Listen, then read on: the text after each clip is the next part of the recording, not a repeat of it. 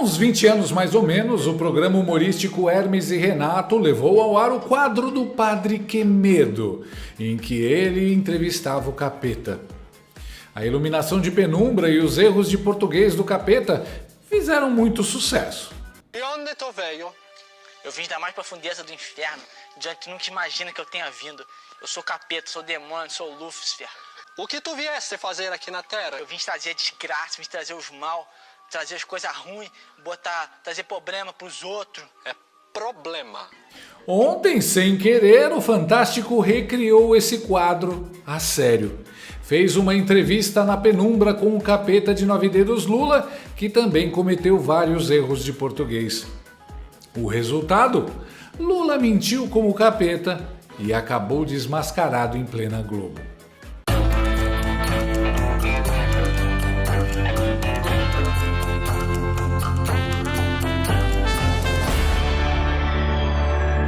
O presidente Luiz Inácio Lula da Silva deu uma entrevista ao Fantástico da TV estatal Globo nesse domingo, pouco depois de deixar o SUS, o Hospital Sírio-Libanês. O descondenado de 9 dedos estava internado desde a madrugada da última terça-feira, quando precisou passar por uma cirurgia de emergência para controlar uma hemorragia intracraniana. Antes de ir ao Fantástico, Satanine apareceu de surpresa na entrevista coletiva de seu médico, parecendo o Zé Pilintra e tentando parecer magnânimo em relação ao general Braga Neto. O que aconteceu essa semana com a decretação da prisão do general Braga, eu vou demonstrar para vocês que eu tenho mais paciência e sou democrático. Eu acho que ele tem todo o direito à presunção de inocência. O que eu não tive, eu quero que eles tenham. Todo o direito e todo o respeito para que a lei seja cumprida. Mas se esses caras fizeram o que tentaram fazer, eles terão que ser punidos severamente. Lula, você nunca foi inocente. Seus crimes tinham provas robustas, com várias delações documentadas e até devolução do dinheiro roubado. Aliás, seu advogado nunca conseguiu provar sua inocência. Você só escapou da cadeia por manobras e criatividade jurídica. Depois dessa aparição sinistra, o demônio de 9 dedos se materializou no Fantástico. Durante a entrevista, conduzida pela jornalista Sônia Bride, Lula disse que se considera um cara protegido por Deus e um milagre. Uma declaração negada por Deus que disse, abre aspas, Lula está fora de minha jurisdição. Quem protege gente como ele não é o papai do céu, e sim o papai do chão. De todo jeito, veja esse trecho da entrevista, que interessante. Eu votei, pelo menos do ponto de vista de percepção das coisas, de entender as coisas, totalmente 100% normal. Eu votei como é normal, sabe? E eu fiquei acompanhando a notícia política com muita tristeza, saber que pessoas que passaram a vida inteira recebendo dinheiro da União para cuidar da soberania nacional estavam tramando um golpe nesse país. É muito triste. É muito triste para quem começou a brigar pela liberdade democrática, ainda muito jovem, sabe, que participou da campanha das diretas, muito jovem, sabe, que foi para a rua fazer as primeiras greves desse país, muito jovem. É muito triste saber que pessoas que chegaram ao cargo de general de 4 estrelas, sabe, montaram uma máquina de fazer maldade nesse país e queria dar um golpe. Sabe, eu perdi 4 eleições. Cada vez que eu perdi uma eleição, eu ia para casa, sabe, chorar minhas mágoas, reclamar e me preparar. Então é muito grave o que eles fizeram. É muito, fiquei chocado e eu vou te dizer uma coisa. Eu defendo que eles tenham a presunção de inocência que eu não tive. Eu quero que eles tenham todo o direito de defesa. Mas se for verdade as acusações, essa gente tem que ser punida severamente para que sirva de exemplo ao Brasil. Presidente, se o senhor me permite, quando o senhor foi preso, condenado, o senhor passou por várias instâncias da justiça, né? O senhor considera que nesse processo todo da justiça, todas as instâncias, o senhor não teve um direito de defesa? Veja, eu não tive direito de defesa. Eu não tive. Eu fui preso primeiro, para depois eu me defender. Quando o presidente Lula foi preso em 2018, no caso da cobertura no Guarujá, com participação da defesa dele em todas as etapas do julgamento. Na época, o entendimento do Supremo Tribunal Federal era de que condenados em segunda instância poderiam ser presos. Esse entendimento mudou em 2019. A prisão voltou a ser apenas depois do processo transitado em julgado. E o presidente foi solto. Em março de 2021, o ministro Edson Fachin anulou a condenação do presidente Lula porque considerou que a Justiça de Curitiba não tinha competência para julgar o caso. 3 meses depois, em junho, o plenário do STF validou o julgamento da segunda turma, que considerou então o juiz Sérgio Moro parcial na condenação. Esta semana, a reforma tributária... Desmentido na cara! Já demitiram a jornalista? Coitado, prenderam ele primeiro. Até para prender esse cara deu trabalho. O cara correu pro sindicato, encheu a cara o fim de semana inteiro, ficou enrolando a polícia. Agora alguém me explica, por que essa entrevista foi feita na penumbra? Foi para esconder alguma coisa? Ou só foi uma homenagem à entrevista com o capeta do Hermes e Renato? Então prove logo que tu és o filho do capeta. Quer que eu te provo? Quero. Aqui, eu sou filho do capeta. Toma. Eu sou filho do capeta aí. Capeta. Ah, isso não é prova, isso não é nada. Stalinácio foi ao Fantástico para, basicamente, lançar sua campanha à reeleição e promover perseguições policiais contra desafetos e opositores. O pontapé inicial da campanha de reeleição do Bebum de Garanhuns foi essa entrevista ao dominical de sua emissora estatal, a Globo, em que ele tentou demonstrar força e vigor físico para exercer o poder e ter condições de disputar as próximas eleições. O descondenado aproveitou a oportunidade para instigar a perseguição política aos seus adversários, mentindo sobre ter sido preso sem direito de defesa. Aí veio a parte mais inesperada. O Fantástico, do nada, expôs a mentira, fazendo um breve resumo do caso. Pô, o Lula contou com a defesa das mais caras bancas do país e pôde recorrer a 4 instâncias, incluindo o próprio Supremo, que avaliou seus recursos por dezenas de vezes. Não teve um brasileiro que teve mais direito de defesa do que o Lula. Para começar, o Lula foi condenado no âmbito do maior escândalo de corrupção da história, em 2 processos diferentes, com amplo conjunto probatório, dezenas de confissões dos próprios corruptores e bilhões rastreados nos esquemas de desvio, sendo que uma grande parte dessa grana foi recuperada pela Justiça. Stalinácio ficou preso até que o Supremo mudou o entendimento sobre prisão após segunda instância e pouco depois recuperou os direitos políticos, porque o STF anulou as condenações por suposta parcialidade de Sérgio Moro.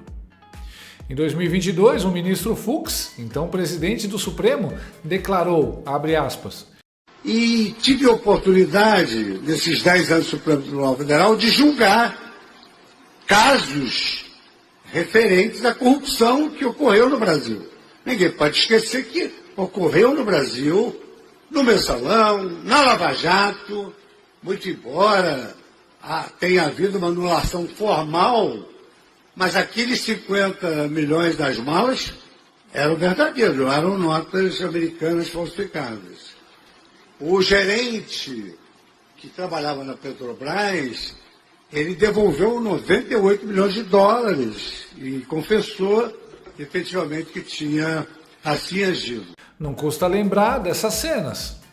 Do único entendimento, então, prevalente. Não verifico ilegalidade, abusividade ou teratologia no ato apontado como coator e meu voto é no sentido de denegar a ordem.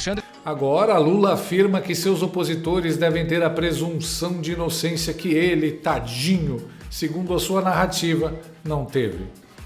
Não tem como comparar o tratamento dado a Lula pela Justiça e o dado aos seus opositores. As investigações contra os adversários do Satanaine tiveram início por iniciativa da própria Corte Constitucional. Raquel Dodge, na época procuradora-geral da República, chegou a classificar o procedimento como um tribunal de exceção e pediu seu arquivamento, argumentando que a abertura do inquérito não foi promovida pelo Ministério Público, como prevê o sistema acusatório instituído pela Constituição Federal de 88. Mas o pedido foi negado, desconsiderando a prerrogativa do Ministério Público de arquivar inquéritos. Nesse caso, os ministros que julgam são também as supostas vítimas do caso, e não há quem recorrer. Quase todos os investigados não têm foro privilegiado. Seus advogados relatam dificuldades até mesmo para acessar os autos da investigação. Além disso, os ministros julgadores comparam os investigados a nazistas e fascistas, antes mesmo do julgamento. E o presidente do tribunal chegou a declarar que ele e seus colegas tinham derrotado o bolsonarismo. Nós derrotamos a censura, nós derrotamos a tortura, nós derrotamos o bolsonarismo para permitir a democracia e a manifestação livre de todas as pessoas. Braga Neto sequer foi denunciado pelo MP, foi preso após ser apenas indiciado pela polícia política do Xandaquistão. Polícia em vez de Ministério Público. Suposta vítima já pré-julgando em última e única instância, portanto, em tribunal meramente inquisitório, sem possibilidade de defesa e sem mero acesso aos autos, ainda por cima, condenando sumariamente general que só poderia ser julgado pelo Supremo Tribunal Militar.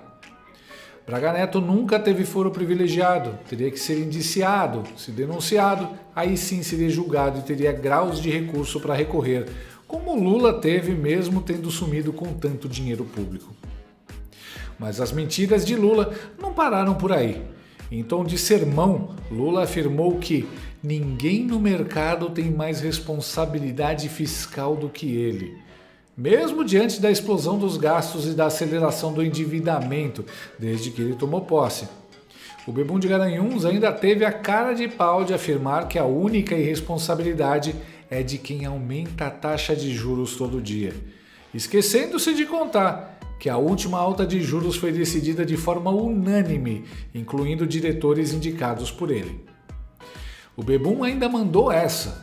Nós já plantamos, agora 2025 é ano da colheita. Agora vamos começar a colher o que nós plantamos em 2025 e 2026. E as coisas vão acontecer nesse país, Sônia. Eu estou olhando para o teu rosto, Sônia, e estou vendo o povo brasileiro. É um compromisso de honra, meu. As coisas vão acontecer nesse país. Plantou o quê? Só se foi a mandioca. Dólar a mais de R$6, juros a 14%. O país vai quebrar em 2 anos. Com a expectativa de mais populismo fiscal e da confirmação de Lula como candidato à reeleição, o mercado abriu nervoso nesta segunda-feira. O Banco Central precisou queimar 4,5 bilhões de dólares para segurar o dólar, que permaneceu praticamente estável, mesmo com a intervenção. Assim, começa a se consolidar um ambiente econômico, político e social sombrio, sem perspectivas de melhora no horizonte visível. Eu sei que o Lula quis cantar de galo, parecer poderoso, mas essa entrevista foi um tiro no pé. Agora o dólar só vai subir cada vez mais, pois Lula na prática assumiu a culpa do que vem acontecendo e ainda disse que não vai mudar tão cedo, dependendo dele. Minha leitura é simples. O Bebum vai usar a máquina pública com ainda mais força em 2025 para passar uma sensação de melhoria, fazendo assim campanha antecipada para 2026. Nunca se esqueça de que, quando os petistas falam da derrota do Bolsonaro, eles sempre ressaltam que Bolsonaro tinha a máquina pública na mão. Em pleno horário nobre, no Fantástico, o ex-presidiário Lula, parecendo o capeta do Hermes e Renato, tentou fazer o Brasil acreditar que não teve ampla defesa. Mentiu descaradamente, esquecendo que teve defesa em todas as instâncias e foi condenado com provas robustas. Nem o melhor advogado do mundo o tiraria dessa. Enquanto isso, quem realmente não teve direito ao devido processo legal são os presos políticos do dia 8 de janeiro e tantos outros opositores desse regime petista. O atual governo apoia e instiga prisões arbitrárias e políticas. Pessoas sem foro estão sendo julgadas diretamente no STF, atropelando as instâncias que qualquer cidadão comum deveria ter. Uma clara perseguição política. Não adianta disfarçar, Lula. A gente sabe que tem dedo seu aí. Assim como o capeta no quadro do Hermes e Renato, Lula tentou demonstrar sua força e poder, mas acabou desmentido e desmoralizado por sua própria funcionária em sua própria emissora. Por alguns minutos, o Fantástico ficou mais engraçado que o Hermes e Renato. Nós já plantamos.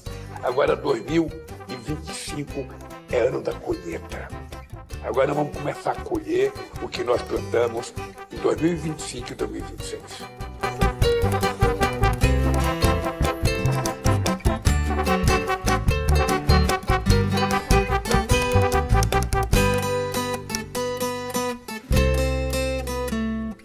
Gostou desse vídeo?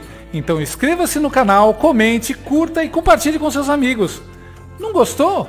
Compartilhe com seus inimigos. Até o próximo vídeo, se o mundo não acabar antes. Por hoje é só.